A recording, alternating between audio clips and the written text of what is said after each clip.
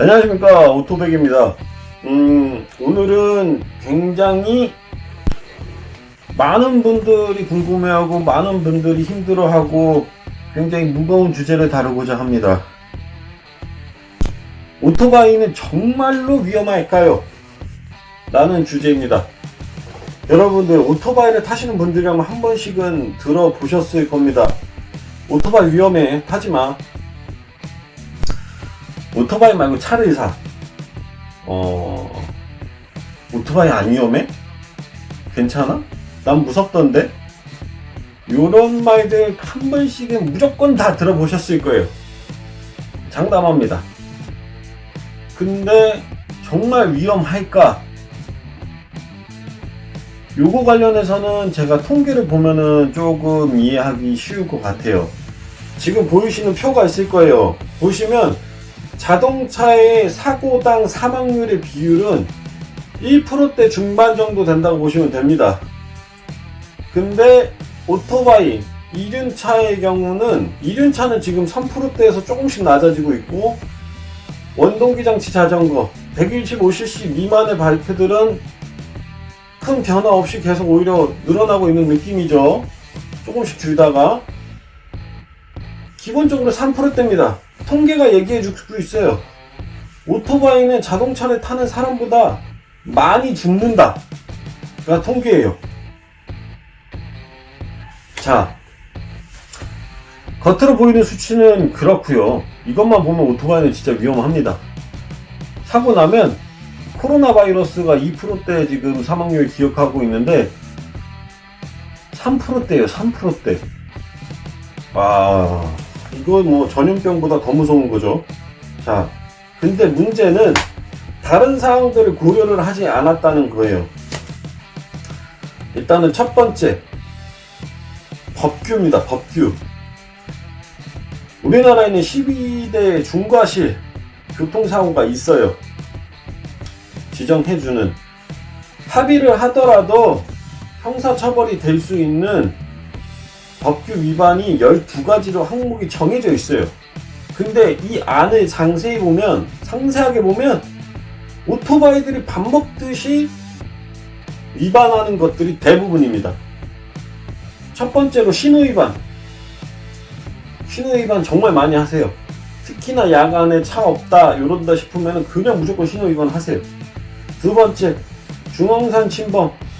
그냥 건너편이라고 오토바이 유턴하기 쉽다고 그냥 중앙선 그냥 돌아서 반대편에 오토바이 세우세요. 세 번째, 과속. 와, 이거는 빼도 박도 못하죠. 오토바이도 과속 안 하는 오토바이를 본 적이 없습니다. 자, 네 번째가 이제 앞지르기랑 끼어들기. 금지 구간에서 끼어드는 행위. 이런 것들인데 요것도 심심치 않게 분명히 보여요. 그리고 여섯 번째, 횡단보도 보행인의 이제 안전을 지켜야 되는데 횡단보도를 같이 건너버리죠, 오토바이가. 그런 경우 분명히 보셨을 거예요. 그리고 일곱 번째가 무면허. 이거는 좀 젊은 친구들이 많이 하고 있고, 이거는 솔직히 예전에 비해서 많이 없어졌어요. 그리고 여덟 번째, 음주운전. 요거는 사실 자동차가 많긴 하죠. 오토바이는 음주를 하면 균형을 잡을 수가 없으니까 정말 소량의 음주만 하시고 운전을 하시지 막 많이 드시고 하시진 않더라고요. 하시는 분들 보더라도. 아홉 번째는 보도침범. 보도침범 정말 많죠. 뭐 퀵하시는 분들이나 배달하시는 분들 보면은 보도블록 위에서 같이 보행인이랑 같이 걷고 있잖아요. 움직이고 있잖아요. 그리고 열 번째는 뭐 해당사항이 없을 것 같아요. 승객 안전에 대한 부분이고, 11번째는 어린이 보호구역에서 이제 안전운전인데 규정속도를 지키는 거 본 적이 없습니다, 오토바이들이. 마지막으로는 화물이 안 떨어지게 이제 잘 결박해 놓는 건데, 요거는 좀 케이스 바이 케이스인 것 같아요. 좀 오토바이 배달, 이제 원단이나 이런 거 배달하시는 거 많은 데들은 이런 것도 심심치 않게 보이고 하는데 뭐 크게 규제를 하진 않는 것 같아요, 경찰들이 봐도. 자, 이것만 봐도 지금 12대 중과실에서 거의 대부분의 오토바이들이 많이들 위반하고 있는 것들이 들어가 있죠. 중과실화라고 이렇게 표현할 만큼 수준이 높은 법규 위반인데 이것들을 아무렇지도 않게 하고 있어요. 그러니까 당연히 크고 위험한 사고가 많이 날 수밖에 없는 겁니다. 일단 법규만 제대로 지킨다 하더라도 사고율과 사망률이 굉장히 낮아질 겁니다. 근데 많은 분들이 그렇게 하시지 않잖아요. 저는 솔직하게 말씀드려서 과속은 가끔씩 합니다. 과속은 가끔씩 해요. 솔직하게. 근데 다른 것들은 진짜 막 한 1년에 한두 번 하나? 법규 위반 솔직히 안 합니다. 왜냐면 저는 사고를 3번 정도 겪었거든요. 그걸 통해서 느낀 게 법규는 기본적으로 지킨다.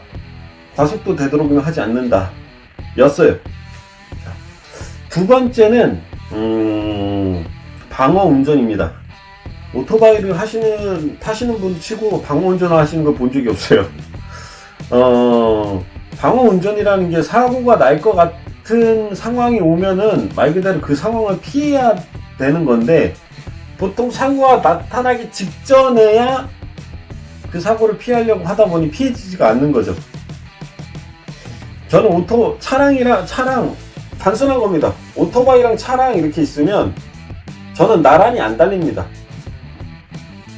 약간 뒤에 달리거나 아예 앞으로 가죠.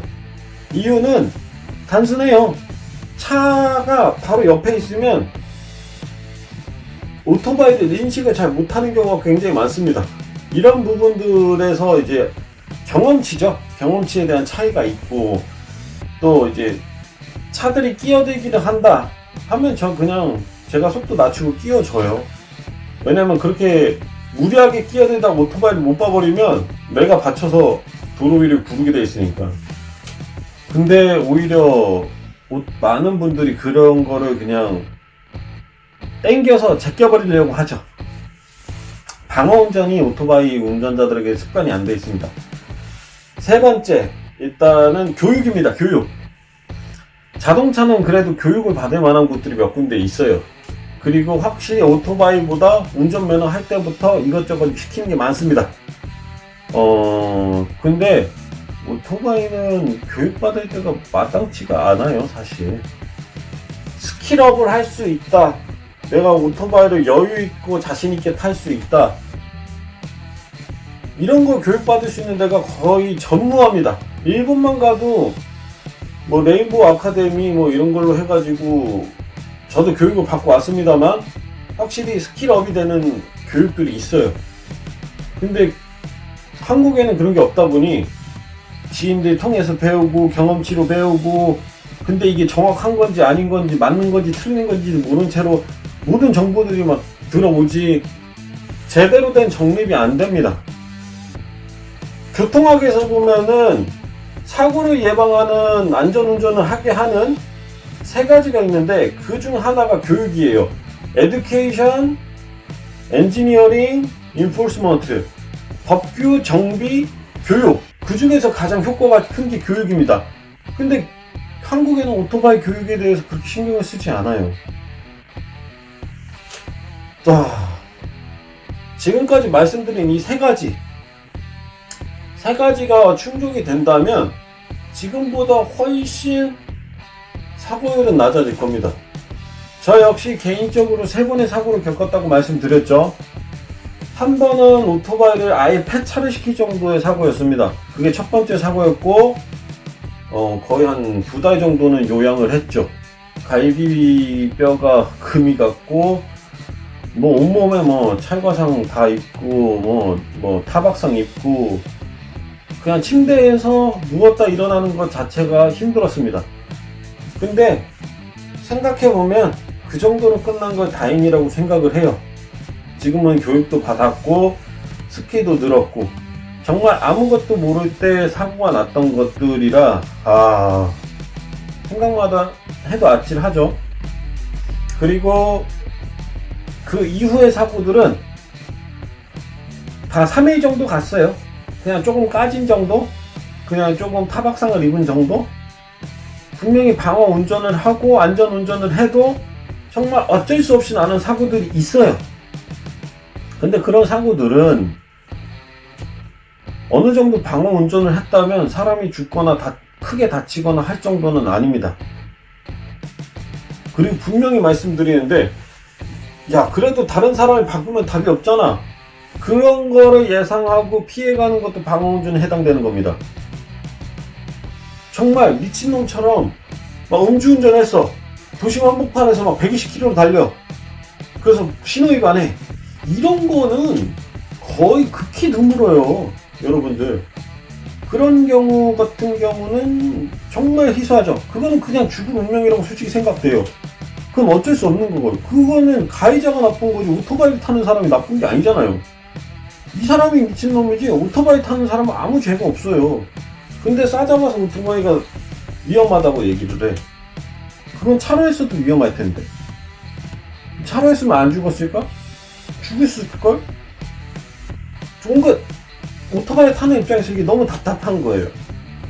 그리고 여러분, 이거 오토바이 위험하다고 했을 때 참지 마세요. 그리고 정확하게 설명을 하세요. 이런 것들만 지키면 오토바이도 위험하지 않다. 이 정도 사망률이 나오는데 이런 것만 지키면 확실히 준다. 얘기를 하셨으면 좋겠어요. 누가 어떤 사람이 그냥 제가 예전에 스쿼시를 쳤었습니다. 스쿼시를 치는데 야, 그거 뼈에 무리 가지 않냐? 야, 그거 공 맞으면 멍들지 않아? 눈에 맞으면 실명할 텐데? 그거 웬만하면 하지 마.